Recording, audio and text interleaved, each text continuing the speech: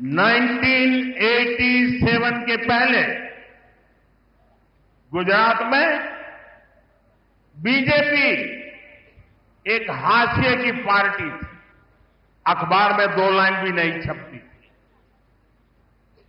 87 में पहली बार भाजपा ने अहमदाबाद म्युनिसिपल कॉरपोरेशन में विजय प्राप्त की, जैसे आज आपने तिरुवनंतपुरम में विजय प्राप्त की है। और वहीं से गुजरात में जो सिलसिला चला, लोगों ने हमारे काम को देखा, हमारे आचरण को परखा, और उसका परिणाम है कि आज पिछले कई दशकों से वहां की जनता ने हमें सेवा का मौका दिया था। शुरुआत एक शहर से हुई थी, केरला में भी शुरुआत एक शहर से हुई है, और इसलिए मैं कहता हूं अब केरला भारतीय जनता पार्टी पर अभूतपूर्व विश्वास करके हमारे साथ जुड़ चुका है। പ്രിയപ്പെട്ടവരെ, ഞാൻ കേരളത്തിൽ വരുമ്പോഴെല്ലാം നിങ്ങൾ സ്നേഹം നിറഞ്ഞ ഊഷ്മളമായ സ്വീകരണമാണ് എനിക്ക് നൽകാറുള്ളത്. എന്നാൽ ഇത്തവണ നിങ്ങളുടെ ആവേശം ഏറെ പ്രത്യേകതയുള്ളതാണ്. ഇന്ന് നിങ്ങളിൽ ഒരു പുതിയ ഊർജ്ജം എനിക്ക് കാണാൻ കഴിയുന്നുണ്ട്. നിങ്ങളിൽ ഇന്ന് ഒരു പുതിയ പ്രതീക്ഷ എനിക്ക് കാണാൻ കഴിയുന്നുണ്ട്. നിങ്ങളുടെ ഈ ആവേശം കാണുമ്പോൾ എനിക്കുറപ്പാണ് കേരളത്തിൽ ഇത്തവണ പരിവർത്തനമുണ്ടാകുക തന്നെ ചെയ്യുമെന്ന കാര്യം എനിക്കുറപ്പാണ്. ഞാൻ എന്റെ എല്ലാ ഉറപ്പോടും കരുത്തോടും കൂടി നിങ്ങളോട് പറയുന്നു, 1987 മുൻപ് ഗുജറാത്തിൽ ഭാരതീയ ജനതാ പാർട്ടി എന്നുള്ളത് തോൽവികൾ ഏറ്റുവാങ്ങുന്ന ഒരു പാർട്ടി മാത്രമായിരുന്നു. പത്രത്താളുകളിൽ പോലും ഇടം പിടിക്കാൻ പറ്റില്ലാത്ത ഒരു പാർട്ടിയായിരുന്നു. 1987 ആദ്യമായി അഹമ്മദാബാദ് മുനിസിപ്പാലിറ്റിയാണ് ഭാരതീയ ജനതാ പാർട്ടി വിജയിച്ചത്. അതുപോലെ ഇന്ന് തിരുവനന്തപുരം കോർപ്പറേഷനിലും നാം വിജയം നേടിയിട്ടുണ്ട്. ഇവിടെ നിന്നാണ് ഗുജറാത്ത് തുടങ്ങിയത്. ഗുജറാത്തിലെ ജൈത്രയാത്ര അഹമ്മദാബാദ് മുനിസിപ്പാലിറ്റിയിൽ നിന്നാണ് നാം തുടങ്ങിയത്. ആ അഹമ്മദാബാദിലെ ജനങ്ങൾ, ഗുജറാത്തിലെ ജനങ്ങൾ ഭാരതീയ ജനതാ പാർട്ടിയുടെ പ്രവർത്തനം കണ്ടു, അവരതിനെ വിലയിരുത്തി. അതിനുശേഷം അവർ നമുക്ക് തുടർച്ചയായി അവരെ സേവിക്കാനുള്ള അവസരം തന്നുകൊണ്ടിരിക്കുകയാണ്. ഒരു പട്ടണത്തിൽ നിന്ന് തുടങ്ങിയ ജൈത്രയാത്രയാണ് ഇന്ന് നാം ഗുജറാത്തിൽ തുടർച്ചയായി ഭരിക്കുന്നതിൽ എത്തി നിൽക്കുന്നത്. അതേപോലെ ഇന്ന് കേരളത്തിലും നാം ഒരു പട്ടണത്തിൽ നിന്ന് തുടങ്ങുകയാണ്. എനിക്കുറപ്പുണ്ട് ഇന്ന് കേരളം ഭാരതീയ ജനതാ പാർട്ടിയെ വിശ്വസിച്ചു തുടങ്ങിയിരിക്കുന്നു. मेरे साथ बोलिए, भारत माता की जय, भारत माता की जय, भारत माता की जय। एंडे सुहृदगणे, तिरुवनंतपुरम में बीजेपी की जीत साधारण नहीं है, यह ऐतिहासिक है, अभूतपूर्व है। तिरुवनंतपुरम ने केरला में बीजेपी सरकार की नींव डाल दी है। तिरुवनंतपुरम नगर निगम में आपने बीजेपी को सेवा करने का अवसर दिया। इसकी गूंज केरल में ही नहीं बल्कि पूरे देश में सुनाई दे रही है। ये गुड गवर्नेंस के लिए काम करने वाली पार्टी की जीत है। ये जीत विकसित केरला बनाने के संकल्प की जीत है, और ये जीत एलडीएफ और यूडीएफ के करप्शन से केरला को मुक्त करने के कमिटमेंट की जीत है। मैं बीजेपी पर भरोसा जताने के लिए यहां के हर मतदाता का, एवरी वोटर का अभिनंदन करता हूं। नन्हे തിരുവനന്തപുരം. പ്രിയപ്പെട്ടവരെ, തിരുവനന്തപുരത്തെ ഭാരതീയ ജനതാ പാർട്ടിയുടെ വിജയം അസാധാരണമാണ്, ഐതിഹാസികമാണ്, അത്ഭുതപൂർവമാണ്. കേരളത്തിലെ ഭാരതീയ ജനതാ പാർട്ടിയുടെ ഭരണത്തിന് തിരുവനന്തപുരം അടിത്തറയിട്ട് കഴിഞ്ഞു എന്ന് നമുക്ക് പറയാം. തിരുവനന്തപുരം കോർപ്പറേഷനിലെ ജനങ്ങൾ നിങ്ങളെ സേവിക്കാൻ ഒരവസരം ഇന്ന് ഭാരതീയ ജനതാ പാർട്ടിക്ക് നൽകിയിട്ടുണ്ട്. തിരുവനന്തപുരത്തെ ബിജെപിയുടെ വിജയകാഹളം കേരളത്തിൽ മാത്രമല്ല രാജ്യം മുഴുവൻ ഇന്ന് അലയടിക്കുകയാണ്. ഇത് സദ്ഭരണത്തിനായി യത്നിക്കുന്ന പാർട്ടിയുടെ വിജയമാണ്. വികസിത കേരളം എന്ന സ്വപ്നം യാഥാർത്ഥ്യമാക്കാനുള്ള വിജയമാണിത്. ഇടത് വലത് അഴിമതി ഭരണത്തിൽ നിന്ന് കേരളത്തെ മോചിപ്പിക്കുമെന്ന നിശ്ചയദാർഢ്യത്തോടുകൂടിയുള്ള വിജയം കൂടിയാണ് ഇത്. ഭാരതീയ ജനതാ പാർട്ടിയിൽ വിശ്വാസമർപ്പിച്ച തിരുവനന്തപുരത്തെ ഓരോ വോട്ടറെയും ഞാൻ അഭിനന്ദിക്കുന്നു. തിരുവനന്തപുരത്തിന് നന്ദി, നന്ദി തിരുവനന്തപുരം. मैं देख रहा हूं एक छोटा बच्चा और कब से खड़ा है हाथ ऊपर करके। बेटे थक जाओगे, आप अपना चित्र मुझे दे दीजिए, पीछे अपना एड्रेस वगैरह लिख लीजिए, मैं आपको चिट्ठी लिखूंगा और मैं एसपी जी को कहूंगा कि इस बच्चे का जो प्यार है, आशीर्वाद है, वो जरूर ले लीजिए। यहाँ ये मैडम भी कुछ देना चाहती है लग रहा है, वो बड़ा किताब बना करके लाई लगती है. എനിക്ക് ഇവിടെ നിന്നുകൊണ്ട് കാണാം ഒരു കൊച്ചുകുഞ്ഞ് കുറെ നേരമായി ഒരു ചിത്രം ഉയർത്തിപ്പിടിച്ചു നിൽക്കുന്നുണ്ട്. മകനെ, നിന്റെ കൈ കഴിക്കും, അവിടെ ഇരിക്കുക. ഞാൻ ഇവിടെ എസ് പി ജിയോട് പറയുന്നുണ്ട്, നിന്റെ ആ ചിത്രം ഇവിടെ ഏൽപ്പിക്കുക. ആ ചിത്രം തരുമ്പോൾ അതിന്റെ പിറകിൽ നിന്റെ അഡ്രസ്സും മകന്റെ കുഞ്ഞിന്റെ അഡ്രസ്സും കൂടിയില്ല, അതിൽ എഴുതണം ഞാൻ കുഞ്ഞിനെ കത്തയക്കുന്നതാണ്. അതോടൊപ്പം തന്നെ ഒരു മാഡം ഏതോ ഒരു പുസ്തകം ഉയർത്തിപ്പിടിക്കുന്നത് കാണുന്നുണ്ട്. അതെന്താണെന്ന് മനസ്സിലായില്ല. जरा कोई कलेक्ट कर ले इसको. ആരെങ്കിലും അതൊന്ന് കളക്ട് ചെയ്യണം.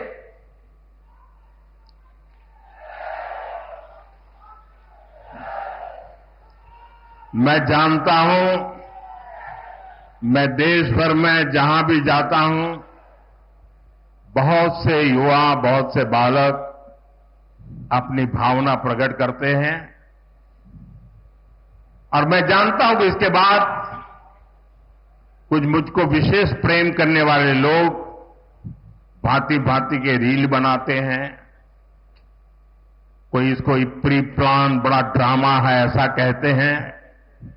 ये सारी गालियां मैं सुनता हूं. क्यों? क्योंकि मैं आपके प्यार को समझता हूं.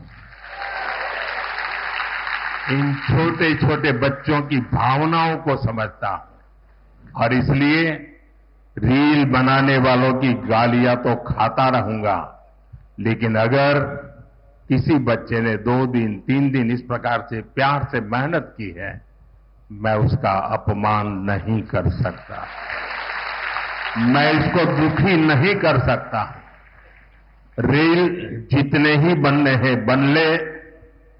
जनता के प्रति मेरी जो जिम्मेवारी है और जनता का मेरे प्रति जो भाव है, वो इन रील से हजारों लाखों गुना अधिक ताकतवर है. ഞാൻ രാജ്യത്തെ എല്ലായിടത്തും പോകുന്നിടത്ത്, രാജ്യത്തെ വിവിധ പരിപാടിയിൽ പങ്കെടുക്കുന്നിടത്ത് എല്ലായിടത്തും യുവാക്കളും കുട്ടികളുമൊക്കെ അവരുടെ സ്നേഹം പല രീതിയിൽ പ്രകടിപ്പിക്കാറുണ്ട്. അവരുടെ സ്നേഹം ചിത്രങ്ങളായും പലവിധങ്ങളായ അവരുടെ ക്രിയേഷനായും ഒക്കെ എനിക്ക് കിട്ടാറുമുണ്ട്. പക്ഷേ അതിനെയൊക്കെ റീൽസിൽ കൂടിയൊക്കെ അപമാനിക്കുന്നവരും ഇതൊക്കെ ഡ്രാമയാണ് എന്ന് പറയുന്നവരും ഒക്കെ ഈ രാജ്യത്തുണ്ട്. അതൊക്കെ അവിടെ നടക്കട്ടെ. പക്ഷേ എന്നെ സ്നേഹിക്കുന്നവരോട്, എന്നെ വിശ്വസിക്കുന്നവരുടെ സ്നേഹത്തെ ഞാൻ ഉപേക്ഷിക്കാൻ ഞാൻ തയ്യാറല്ല. നിങ്ങൾ എത്ര റീൽസ് ഉണ്ടാക്കി അപമാനിക്കാൻ ശ്രമിച്ചാലും നിങ്ങളോട് പറയാനുള്ളത്, നിങ്ങൾ റീൽസ് ഉണ്ടാക്കിക്കൊള്ളൂ. അതിലും എത്രയോ 1000 മടങ്ങാണ് ഈ രാജ്യത്തെ ജനങ്ങൾ എനിക്ക് നൽകുന്ന സ്നേഹം. അവരോട് എനിക്ക് ഉത്തരവാദിത്വമുണ്ട്. അവരുടെ സ്നേഹത്തോട് 1000 മടങ്ങ് എനിക്ക് വിധേയത്വമുണ്ട്.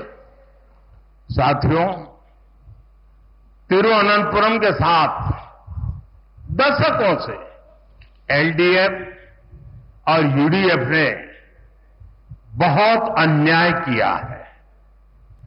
लेफ्ट और कांग्रेस ने, करप्शन ने तिरुवनंतपुरम को बेसिक सुविधाओं में भी पीछे रखा. लेकिन अब ऐसा नहीं होगा. यहां बीजेपी की हमारी टीम ने विकसित तिरुवनंतपुरम के विजन पर काम करना शुरू कर दिया है. मैं तिरुवनंतपुरम की जनता से कहूंगा आप विश्वास रखिए, मारा तदीनी मारूम,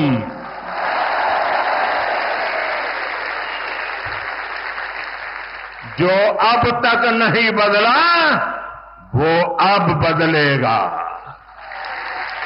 तिरुवनंतपुरम पूरे देश के लिए एक मॉडल सिटी बनेगा।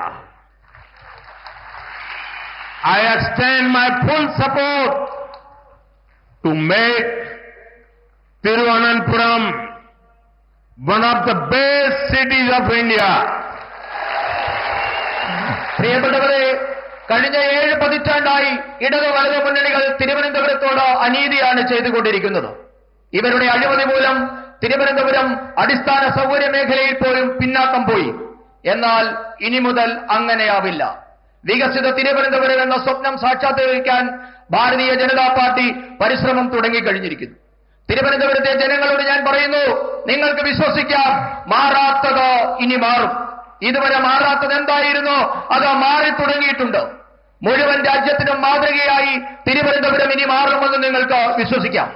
രാജ്യത്തെ തന്നെ ഏറ്റവും മികച്ച നഗരമാകാനുള്ള തിരുവനന്തപുരത്തിന്റെ പരിശ്രമത്തിന് ഞാൻ എല്ലാ പിന്തുണയും വാഗ്ദാനം ചെയ്യുന്നു. एनडीए शोरतगढ़े आने वाले चुनाव केरला की दशा और दिशा को बदलने का चुनाव है। जब केरला के फ्यूचर की बात आती है तो आपने अब तक 2 पक्ष ही देखे हैं। एक तरफ एलडीएफ और दूसरी तरफ यूडीएफ, और इन दोनों ने बारी बारी से केरला को तबाह किया है। लेकिन एक तीसरा पक्ष भी है। वो पक्ष डेवलपमेंट का है, गुड गवर्नेंस का है, बीजेपी एनडीए का है। एलडीएफ और यूडीएफ के लोगों ने केरला को करप्शन, कुशासन और अपीजमेंट की खतरनाक राजनीति में झोंक दिया है। പ്രിയപ്പെട്ടവരെ, ഞാനൊരു കാര്യം നിങ്ങളോട് പറയാൻ ആഗ്രഹിക്കുന്നു. കേരളത്തിന്റെ തലവരെയും ഭാവിയും മാറ്റാൻ പോകുന്ന തിരഞ്ഞെടുപ്പായിരിക്കും ഇത്തവണ നടക്കാൻ പോകുന്നത്. സാധാരണഗതിയിൽ കേരളത്തെ പറ്റി സംസാരിക്കുമ്പോൾ, കേരളത്തിന്റെ ഭാവിയെപ്പറ്റി പറയുമ്പോഴൊക്കെ നാം 2 പക്ഷത്തെപ്പറ്റി മാത്രമായിരുന്നു സംസാരിച്ചുകൊണ്ടിരുന്നത്. 2 പക്ഷത്തെ മാത്രമായിരുന്നു നാം ഇതുവരെ കണ്ടുകൊണ്ടിരുന്നത്. ഒരു വശത്ത് ഇടതുപക്ഷം, മറുവശത്ത് വലതുപക്ഷം. ഇവർ രണ്ടുപേരും കൂടി കേരളത്തെ മാറി മാറി ഭരിച്ച് തകർത്തെറിഞ്ഞിരിക്കുകയാണ് ചെയ്തിരിക്കുന്നത്. എന്നാൽ ഇനി മുതൽ മൂന്നാമതൊരു പക്ഷം കൂടിയുണ്ട്. ആ പക്ഷം വികസനത്തിന്റെ പക്ഷമാണ്, സദ്ഭരണത്തിന്റെ പക്ഷമാണ്, ഭാരതീയ ജനതാ പാർട്ടി നയിക്കുന്ന എൻഡിഎയുടെ പക്ഷമാണ്.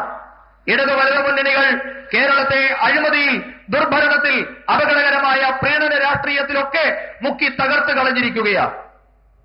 സുഹൃത്തുക്കളെ, एलडीएफ और यूडीएफ, इन दोनों के झंडे अलग है, सिंबल अलग है, लेकिन इनकी पॉलिटिक्स, इनका एजेंडा एक ही है। झंडा अलग है, एजेंडा एक है।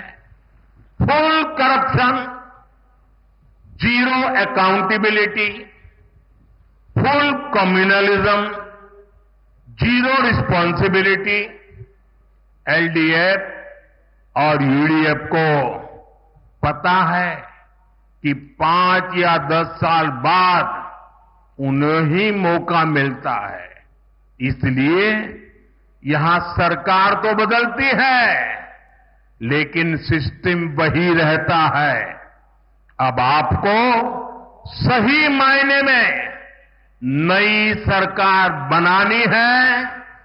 केरला के लिए प्रो पीपल, प्रो डेवलपमेंट सरकार बनानी है, और ये काम बीजेपी, एनडीए, यही कर सकती है। പ്രിയപ്പെട്ടവരെ, സിപിഎമ്മിന്റെയും കോൺഗ്രസിന്റെയും ഇടതുപക്ഷത്തിന്റെയും വലതുപക്ഷത്തിന്റെയും പതാകകൾ ഒരുപക്ഷെ വ്യത്യസ്തമാകാം, ചിഹ്നം രണ്ടായിരിക്കാം, എന്നാൽ ഇവരുടെ രാഷ്ട്രീയം, ഇവരുടെ അജണ്ട ഒന്നു തന്നെയാണ്. ഒരു വശത്ത് ആരോടും കടപ്പാടില്ലാത്ത സമ്പൂർണ്ണ അഴിമതി, ആരോടും ഉത്തരവാദിത്തമില്ലാത്ത സമ്പൂർണ്ണ വർഗീയത. ഇവരെ രണ്ടുപേരും സാധാരണ ധരിക്കുന്നത് 5-10 വർഷം കാത്തിരുന്നാലും വീണ്ടും ഭരിക്കാൻ അവസരം കിട്ടുമെന്നാണ് രണ്ട് മുന്നണികളുടെയും പ്രതീക്ഷ. അതുകൊണ്ടാണ് നാളിതുവരെ നമ്മുടെ സംസ്ഥാനത്ത് ഭരണം മാറിയെങ്കിലും സംവിധാനം ഒന്നു തന്നെയായി ഇവിടെ നിലനിൽക്കുന്നത്. ഇനിയാണ് യഥാർത്ഥ അർത്ഥത്തിൽ ഒരു പുതിയ സർക്കാർ ഇവിടെ ഉണ്ടാകേണ്ടിയിരിക്കുന്നു. ജനങ്ങൾക്കായുള്ള ഒരു സർക്കാർ, വികസനത്തിന് വേണ്ടി നിലകൊള്ളുന്ന ഒരു സർക്കാർ ഇനി ഉണ്ടാകേണ്ടിയിരിക്കുന്നു. ആ ദൗത്യം ഭാരതീയ ജനതാ പാർട്ടി, ജനങ്ങൾക്ക് വേണ്ടിയുള്ള സർക്കാർ എന്ന ദൗത്യം ഭാരതീയ ജനതാ പാർട്ടി നിറവേറ്റുക തന്നെ ചെയ്യും. एलडीएफ और यूडीएफ, उनके जो यहां इकोसिस्टम है, जिन्होंने आंखों पे पटरी बांध करके बैठे हुए हैं, मेरी बात सुन लीजिए और थोड़ा दिमाग खोल करके सोचिए। आप देखते हैं केरला में ज्यादातर 5 साल एलडीएफ, फिर 5 साल यूडीएफ, 5 साल यानी वही आते जाते रहते हैं। आप मुझे बताइए, ऐसा क्या हुआ कि त्रिपुरा में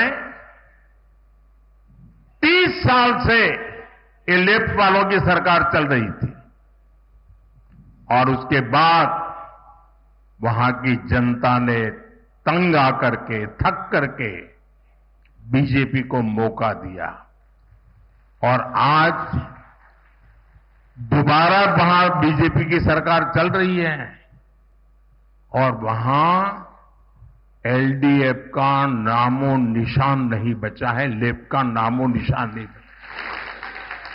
कारण ये जो मिली भगत थी, बीजेपी के आने के बाद वो मिली भगत खत्म हो गई। बंगाल देखिए, 35-40 साल तक लेफ्ट ने राज किया था, वहां सरकार बदली और उसने लेफ्ट के खिलाफ जंग किया और परिणाम क्या हुआ? आज बंगाल में लेफ्ट वालों को चुनाव लड़ने के लिए उम्मीदवार नहीं मिल पाते हैं।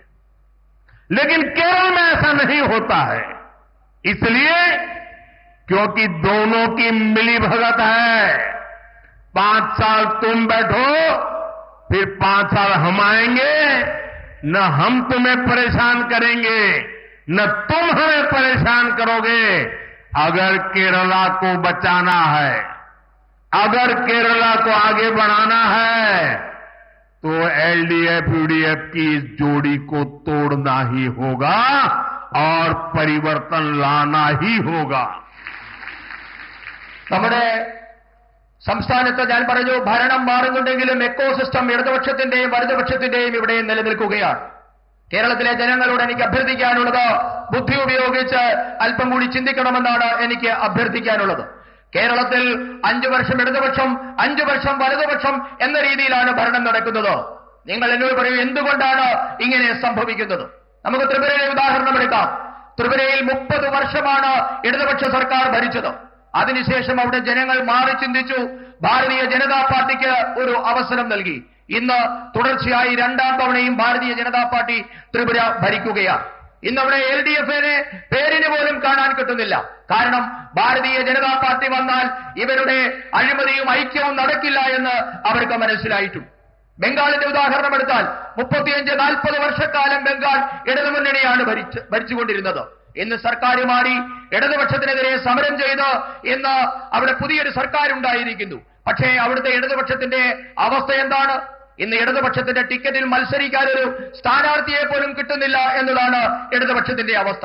ഇതെന്തുകൊണ്ടാണ് കേരളത്തിൽ സംഭവിക്കാത്തത് എന്ന് നിങ്ങൾ ചിന്തിക്കണം.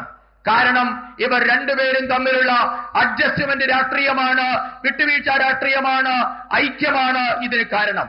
ഞാൻ നിങ്ങളോട് പറയുന്നു, കേരളത്തെ രക്ഷിക്കണമെങ്കിൽ, കേരളം രക്ഷപ്പെടണമെങ്കിൽ ഈ ഇടതു വലതു മുന്നണിയുടെ കൂട്ടുകക്ഷി ഭരണം, ഇവരുടെ ഐക്യത്തോടു കൂടിയുള്ള അഡ്ജസ്റ്റ്മെന്റ് ഭരണം അവസാനിപ്പിക്കണം. കാരണം ഒരാൾ പറയുന്നു, ഞാൻ ഭരണത്തിൽ വന്നാൽ നിങ്ങളെ ബുദ്ധിമുട്ടിക്കില്ല, നിങ്ങൾ ഭരണത്തിൽ വന്നാൽ ഞങ്ങളെയും ബുദ്ധിമുട്ടിക്കരുത് എന്ന തരത്തിലുള്ള അഡ്ജസ്റ്റ്മെന്റ് ഭരണം അവസാനിപ്പിച്ചെങ്കിൽ മാത്രമേ കേരളം മുൻപോട്ടേക്ക് പോവുകയുള്ളൂ, കേരളം രക്ഷപ്പെടുകയുള്ളൂ.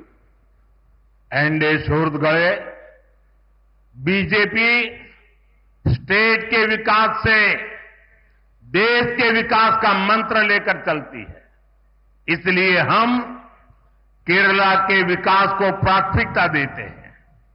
लेकिन एलडीएफ केरला के विकास की दुश्मन बनी हुई है। एलडीएफ अपनी ताकत यहां केंद्र सरकार की योजनाओं को रोकने में लगी है। एलडीएफ केरला में पीएम आवास योजना अर्बन का नेक्स्ट फेज लागू नहीं कर रही, जहां हर घर तक नल पहुंचाने की स्कीम में देरी की जा रही है। एलडीएफ सरकार नहीं चाहती कि गरीबों के बच्चे भी पीएमसी जैसे आधुनिक स्कूलों में पढ़ाई करें। यहां की राज्य सरकार इस योजना के लाभ से केरला के स्टूडेंट्स को दूर रख रहे हुए हैं। ऐसी गरीब विरोधी एलडीएफ सरकार को सबक सिखाना बहुत जरूरी है। പ്രിയപ്പെട്ടവരെ, സംസ്ഥാനങ്ങളുടെ വികസനത്തിൽ കൂടി മാത്രമേ രാജ്യത്തിന്റെ വികസനം സാധ്യമാകൂ എന്ന മന്ത്രവുമായാണ് ഭാരതീയ ജനതാ പാർട്ടി ഇന്ന് പ്രവർത്തിക്കുന്നത്. അതിനാൽ തന്നെ കേരളത്തിന്റെ വികസനത്തിന് ഭാരതീയ ജനതാ പാർട്ടി വലിയ പ്രാധാന്യമാണ് നൽകുന്നത്. അതേസമയം കേരളം ഭരിക്കുന്ന എൽഡിഎഫ് ഇന്ന് വികസനത്തിന്റെ ശത്രുവായി മാറിയിരിക്കുന്നു. ഇന്ന് എൽഡിഎഫ് സർക്കാർ അവരുടെ എല്ലാ ശക്തിയും കഴിവും വിനിയോഗിക്കുന്നത് കേന്ദ്ര പദ്ധതികളുടെ നേട്ടം കേരളത്തിലെ സാധാരണക്കാർക്ക് നൽകാതിരിക്കുന്നതിന് വേണ്ടിയാണ് അവരെല്ലാ ശക്തിയും കഴിവും വിനിയോഗിക്കുന്നത്. കേരളത്തിലെ നഗരങ്ങളിൽ പ്രധാനമന്ത്രി ആവാസ് യോജനയുടെ അടുത്ത ഘട്ടം, രണ്ടാം ഘട്ടം എൽഡിഎഫ് സർക്കാർ നടപ്പാക്കാൻ തയ്യാറാകുന്നില്ല. എല്ലാ വീടുകളിലും പൈപ്പുകളിൽ കൂടി ശുദ്ധജലം എത്തിക്കുന്ന പദ്ധതിയും ഇവിടെ ഇന്ന് നിലച്ചിരിക്കുകയാണ്. PM ശ്രീ പദ്ധതിയുടെ കീഴിൽ വരുന്ന ആധുനികമായ സ്കൂളുകളിൽ സാധാരണക്കാരുടെ മക്കൾ പഠിക്കേണ്ടതില്ല എന്നതാണ് ഇടത് സർക്കാരിന്റെ നയം. ഈ പദ്ധതിയുടെ നേട്ടങ്ങളിൽ നിന്ന് സംസ്ഥാന സർക്കാർ കേരളത്തിലെ ഈ പദ്ധതിയുടെ നേട്ടങ്ങൾ സംസ്ഥാന സർക്കാർ കേരളത്തിലെ വിദ്യാർത്ഥികൾക്ക് നിഷേധിക്കുകയാണ്. ഇങ്ങനെ സാധാരണക്കാരുടെ ശത്രുവായി മാറിയ ഇടത് സർക്കാരിനെ ഒരു പാഠം പഠിപ്പിക്കേണ്ടത് അത്യാവശ്യമാണ്. സുഹൃത്തുക്കളെ, बीजेपी एनडीए की केंद्र सरकार गरीब का जीवन बेहतर बनाने में जुटी है। इसका एक और उदाहरण हमारे शहरों में रेहड़ी, ठेले, फुटपाथ पर काम करने वाले हमारे भाई बहन हैं। हमने इन्हें आर्थिक मदद देने के लिए पीएम स्वनिधि योजना बनाई। केरला सहित देश के लाखों ऐसे साथियों को पहली बार बैंकों से मदद मिलनी शुरू हुई। अब एनडीए की केंद्र सरकार ने एक और बड़ा कदम उठाया है। अब स्ट्रीट वेंडर्स को भी बीजेपी सरकार स्वनिधि क्रेडिट कार्ड देगी और इसकी शुरुआत देश भर के लोगों के लिए आज मैंने यहां केरला की धरती से शुरू किया है। പ്രിയപ്പെട്ടവരെ, ഭാരതീയ ജനതാ പാർട്ടി നയിക്കുന്ന കേന്ദ്രത്തിലെ എൻഡിഎ സർക്കാർ സാധാരണക്കാരുടെ ജീവിതം മെച്ചപ്പെടുത്താൻ പ്രതിജ്ഞാബദ്ധമാണ്. ഇതിന് ഏറ്റവും ഒടുവിലത്തെ ഉദാഹരണമാണ് നമ്മുടെ തെരുവ് കച്ചവടക്കാർ, തട്ടുകടക്കാർ, വഴിയോര കച്ചവടക്കാർ എന്നിവർക്കായി കേന്ദ്ര സർക്കാർ നടപ്പാക്കുന്ന വിവിധ പദ്ധതികൾ. ഈ വിഭാഗത്തിൽപ്പെട്ട ദുർബലരായ മനുഷ്യരെ സാമ്പത്തികമായി സഹായിക്കാൻ വേണ്ടി നാം പ്രധാനമന്ത്രി സ്വനിധി പദ്ധതി നടപ്പാക്കിയിട്ടുണ്ട്. കേരളം ഉൾപ്പെടെയുള്ള നാടുകളിലെ ലക്ഷക്കണക്കിന് പാവപ്പെട്ട മനുഷ്യർക്കാണ് ഈ പദ്ധതി മൂലം പ്രയോജനം കിട്ടുന്നത്. ലക്ഷക്കണക്കിന് സാധാരണക്കാർക്ക് PM സ്വനിധി പദ്ധതി വന്നതുമൂലം ബാങ്കുകളിൽ നിന്ന് ആദ്യമായി സഹായം കിട്ടാൻ തുടങ്ങിയിരിക്കുന്നു. ഇപ്പോൾ ഈ പാവങ്ങളെ സഹായിക്കുന്നതിന് വേണ്ടി കേന്ദ്ര സർക്കാർ മറ്റൊരു സുപ്രധാന ചുവട് കൂടി ഇന്ന് വെച്ചിരിക്കുകയാണ്. തെരുവ് കച്ചവടക്കാർക്കും ക്രെഡിറ്റ് കാർഡ് കിട്ടുന്ന പദ്ധതി, ഇവിടെ ഈ രാജ്യത്തെ മുഴുവൻ തെരുവ് കച്ചവടക്കാർക്കും പ്രയോജനം കിട്ടുന്ന ഈ പദ്ധതിയുടെ രാജ്യവ്യാപകമായ ഉദ്ഘാടനം അല്പസമയം മുമ്പ് കേരളത്തിന്റെ ഈ പത്മനാഭന്റെ മണ്ണിൽ വെച്ചാണ് ഞാൻ നിർവഹിച്ചത്. एनडीए सुहृद गए 2014 से पहले दिल्ली में 10 साल तक लेफ्ट के समर्थन से कांग्रेस की सरकार चलती थी। उस दौरान केरला के किसानों या यहां के फिशरमैन के लिए ना लेफ्ट ने कुछ किया और न ही कांग्रेस ने कुछ किया। दिल्ली में सरकार में बैठे थे तब भी नहीं किया। किसानों के नाम पर जो झूठे पैकेज घोषित होते थे उसका पैसा कांग्रेस और लेफ्ट के लोगों की जेब में पहुंच जाता था। किसान का पैसा किसान को मिले, इसके लिए एनडीए की केंद्र सरकार ने PM किसान निधि शुरू की। इसे केरला के लाखों किसानों के अकाउंट में 13,000 करोड़ 13,000 करोड़ रुपए सीधे मेरे केरल के किसान भाई बहनों के खाते में जमा हुए हैं। एलडीएफ और यूडीएफ के लोग चाहकर भी इस पैसों को लूट नहीं सकते। പ്രിയപ്പെട്ടവരെ, 2014 മുൻപുള്ള 10 വർഷക്കാലം ഇടതുപക്ഷത്തിന്റെ പിന്തുണയുള്ള കോൺഗ്രസ് സർക്കാരായിരുന്നു കേന്ദ്രം ഭരിച്ചിരുന്നത്.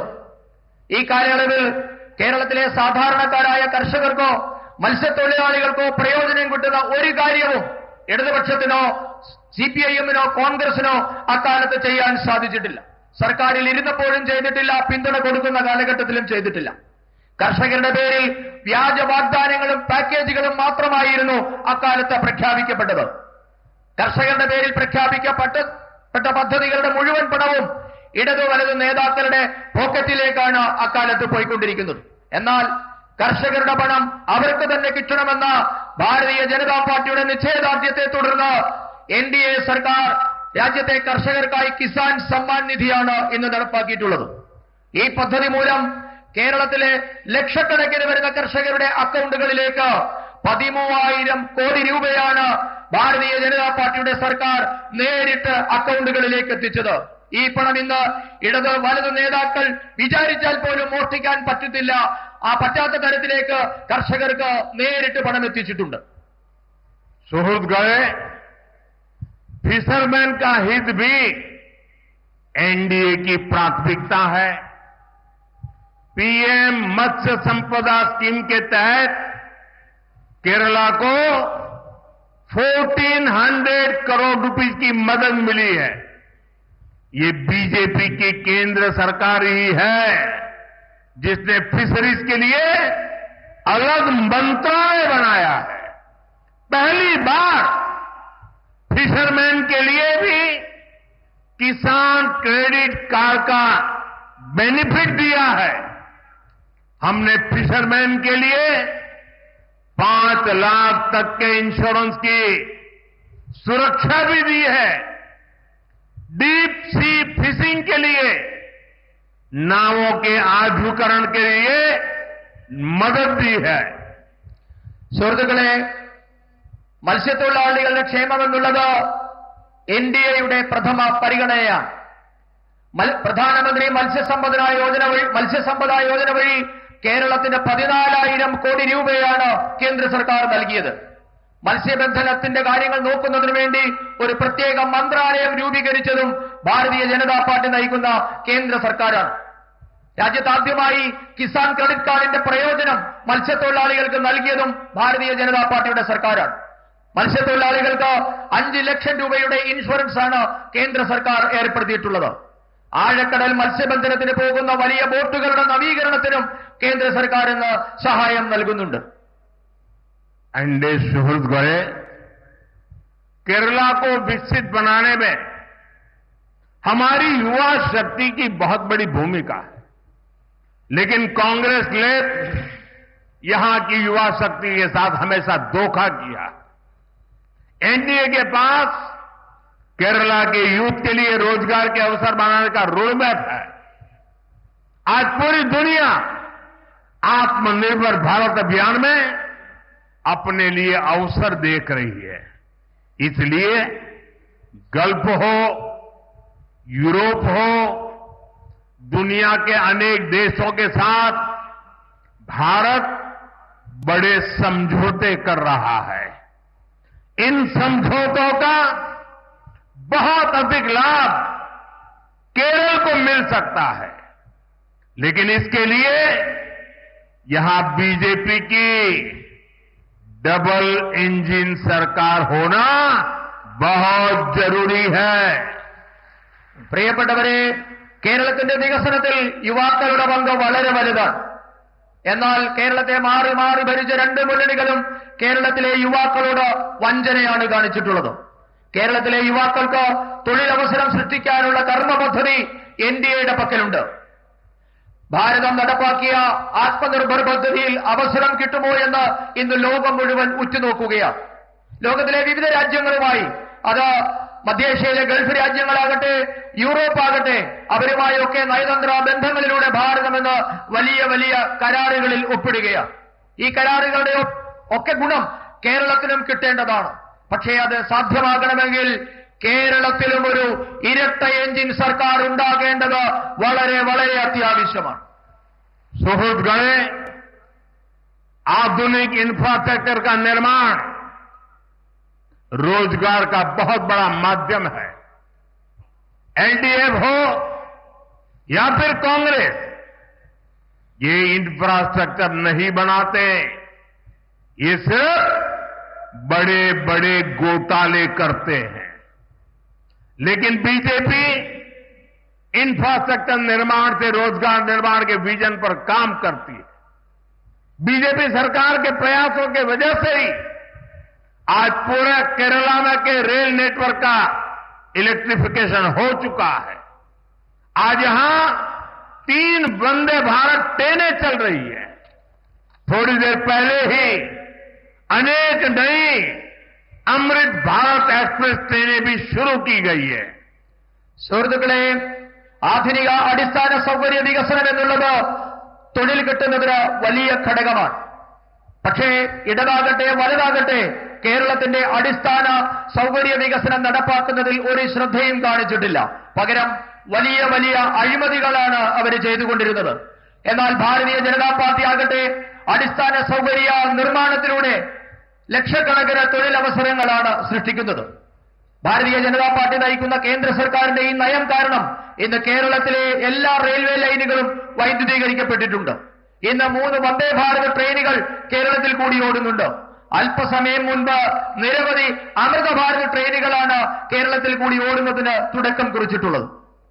एनडीए सुहृद गए इंफ्रास्ट्रक्चर से केरला में व्यापार और रोजगार कैसे बढ़ेगा, इसका एक बड़ा उदाहरण विजिंजम पोर्ट है. जब मुझे इस पोर्ट का लोकार्पण करने का अवसर मिला, उसके 6 मंथ्स में ही, 6 महीने में ही करीब 150 वेसल्स और 3 लाख कंटेनर्स को इस पोर्ट पर हैंडल किया गया है. यानी ज्यादा लोगों को रोजगार मिला है और केरला की ट्रेड कैपेसिटी को भी मजबूती मिली है. പ്രിയപ്പെട്ടവരെ, അടിസ്ഥാന സൗകര്യ വികസനത്തിലൂടെ കേരളത്തിന്റെ തൊഴിൽ മേഖല എങ്ങനെ വളരും എന്നതിന്റെ വലിയ ഉദാഹരണമാണ് വിഴിഞ്ഞം തുറമുഖ പദ്ധതി. എനിക്കാണ് വിഴിഞ്ഞം തുറമുഖ പദ്ധതി രാഷ്ട്രത്തിന് സമർപ്പിക്കാനുള്ള അവസരം കിട്ടിയത്. രാഷ്ട്രത്തിന് വിഴിഞ്ഞം സമർപ്പിച്ചത് 6 മാസത്തിന് ശേഷം വിഴിഞ്ഞത്ത് 150ഓളം വലിയ കപ്പലുകൾ മദർഷിപ്പുകളും 3 ലക്ഷം കണ്ടെയ്നറുകളുമാണ് വിഴിഞ്ഞം തുറമുഖം വഴി കൈകാര്യം ചെയ്യപ്പെട്ടത്. കൂടുതൽ ആൾക്കാർക്ക് തൊഴിൽ കിട്ടുന്നതോടെ കേരളത്തിന്റെ വ്യാപാര രംഗത്തിന് വലിയ കരുത്തുണ്ടാകും. एनडीए सूरत गए करप्शन ने केरला के डेवलपमेंट पर ब्रेक लगा दी है. एलडीएफ के राज में बैंकों में भी सेविंग सुरक्षित नहीं है. यहां जो कोऑपरेटिव बैंक स्कैम हुआ, इसमें गरीबों और मिडिल क्लास का पैसा लूटा गया है. किसी ने बच्चों की पढ़ाई के लिए, किसी ने बिटिया की शादी के लिए पैसे जमा कर रखा था, लेकिन लेफ्ट और कांग्रेस के लोगों ने वो भी लूट लिया. ऐसे लोगों को कड़ी सजा देना जरूरी है. आप एक बार बीजेपी को मौका दीजिए. जिसने आपको लूटा है उससे एक रुपया वसूला जाएगा. പ്രിയപ്പെട്ടവരെ, കേരളത്തിന്റെ വികസനത്തിന് തടസ്സമായി നിൽക്കുന്നത് അഴിമതിയാണ്. LDF ഭരണത്തിൽ കേരളത്തിലെ ബാങ്കുകളിലെ നിക്ഷേപം പോലും സുരക്ഷിതമല്ലാതെയായി മാറി. സഹകരണ ബാങ്കിലെ അഴിമതി മൂലം സാധാരണക്കാരുടെ പണമാണ് കൊള്ളയടിക്കപ്പെട്ടത്. മക്കളുടെ വിദ്യാഭ്യാസത്തിനായും പെൺകുഞ്ഞുങ്ങളുടെ വിവാഹത്തിനായുമൊക്കെ സാധാരണ മനുഷ്യർ കരുതി വെച്ച പണമൊക്കെയും ഇടത് വലതു നേതാക്കന്മാർ കൊള്ളയടിച്ചു. ഇവർക്ക് കടുത്ത ശിക്ഷ നൽകേണ്ടത് വളരെ അത്യാവശ്യമാണ്. ഞാൻ നിങ്ങളോട് അഭ്യർത്ഥിക്കുന്നു, നിങ്ങൾ ഭാരതീയ ജനതാ പാർട്ടിക്ക് ഒരു അവസരം തന്നാൽ നിങ്ങളുടെ മോഷ്ടിക്കപ്പെട്ട ഓരോ പണവും ഈ മോഷ്ടിച്ചവരിൽ നിന്ന് തന്നെ തിരികെ ഈടാക്കുമെന്ന കാര്യം ഞാൻ നിങ്ങൾക്ക് ഉറപ്പ് നൽകുകയാണ്. एनडीए सूरत गए भगवान अयप्पा के प्रति पूरे देश के लोगों की, हम सबकी अगाध आस्था है. लेकिन एलडीएफ सरकार ने सबरीमला मंदिर की परंपराओं को नुकसान पहुंचाने में कोई कसर नहीं छोड़ी है. अब यहां गोल्ड के चोरी होने की खबरें आ रही है. मंदिर में से, भगवान के पास से गोल्ड की चोरी, सोने की चोरी. मैं एक बात स्पष्ट कहना चाहता हूं, यहां बीजेपी सरकार बनते ही आरोपों की पूरी जांच होगी और दोषियों की जगह जेल में होगी. और ये मोदी की गारंटी है. പ്രിയപ്പെട്ടവരെ, രാജ്യം മുഴുവൻ മാത്രമല്ല, നമുക്കെല്ലാവർക്കും ഭഗവാൻ അയ്യപ്പനോട് ഈ രാജ്യം മുഴുവൻ അഗാധമായ ഭക്തിയും വിശ്വാസവുമാണുള്ളത്. എന്നാൽ ശബരിമലയുടെ മഹത്തായ പാരമ്പര്യത്തെ, വിശ്വാസത്തെ തകർക്കാൻ കിട്ടിയ ഒരവസരവും പാഴാക്കാത്തവരാണ് ഇന്ന് കേരളം ഭരിക്കുന്ന ഇടതുമുന്നണി സർക്കാർ. ഇപ്പോൾ ശബരിമലയിൽ നിന്നും സ്വർണ്ണക്കൊള്ളയുടെ വാർത്ത പുറത്തു വരികയാണ്. ഒരു കാര്യം ഞാൻ വ്യക്തമാക്കാൻ ആഗ്രഹിക്കുന്നു, ഭാരതീയ ജനതാ പാർട്ടി കേരളത്തിൽ സർക്കാർ ഉണ്ടാക്കും. അങ്ങനെ ഭാരതീയ ജനതാ പാർട്ടിയുടെ സർക്കാർ ഉണ്ടായാൽ മുഴുവൻ ആരോപണങ്ങളെക്കുറിച്ചും നാം അന്വേഷണം നടത്തും. ഇപ്പോൾ ആരോപണ വിധേയരായിട്ടുള്ള മുഴുവൻ ആൾക്കാരും അവരുടെ വാസം ഇനി മുതൽ ജയിലിലാകുമെന്ന കാര്യവും ഞാൻ ഉറപ്പു പറയുകയാണ്. ഇതാണ് മോദിയുടെ ഗ്യാരണ്ടി. एनडीए सूरत गए, मैं आपको कांग्रेस से भी सावधान करने आया हूं. कांग्रेस के पास विकास का कोई एजेंडा नहीं है. कांग्रेस आज माओवादियों से ज्यादा कम्युनिस्ट और मुस्लिम लीग से भी ज्यादा कम्युनल हो गई है. इसलिए देश में आज कांग्रेस को एमएमसी यानी मुस्लिम लीगी माओवादी कांग्रेस कहा जा रहा है। इसलिए आपको कांग्रेस से भी बहुत सतर्क रहना है। ये मुस्लिम लीगी माओवादी कांग्रेस के लोग केरला को अपनी लैब बना रहे हैं।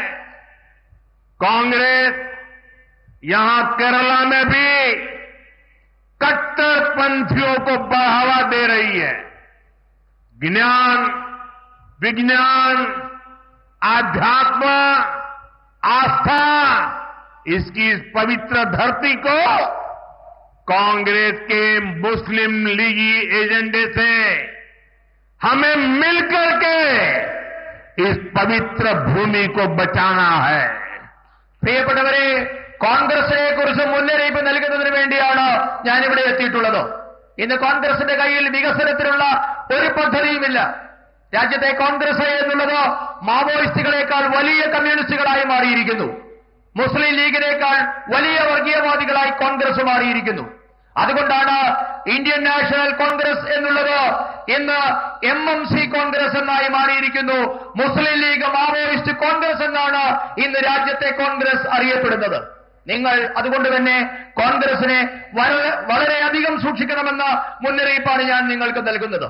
മുസ്ലിം ലീഗ് മാവോയിസ്റ്റ് കോൺഗ്രസ് കേരളത്തെ ഇന്ന് അവരുടെ വർഗീയ പരീക്ഷണങ്ങളുടെ പരീക്ഷണശാലയാക്കി മാറ്റിയിരിക്കുകയാണ്.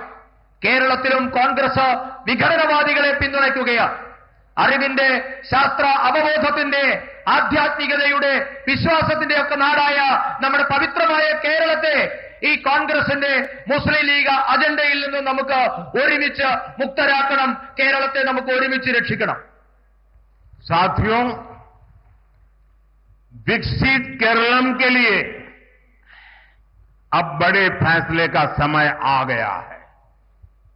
अब केरला को नई पॉलिटिक्स चाहिए। 21st सेंचुरी के पहले 25 इयर्स तो चले गए, खत्म हो गए हैं।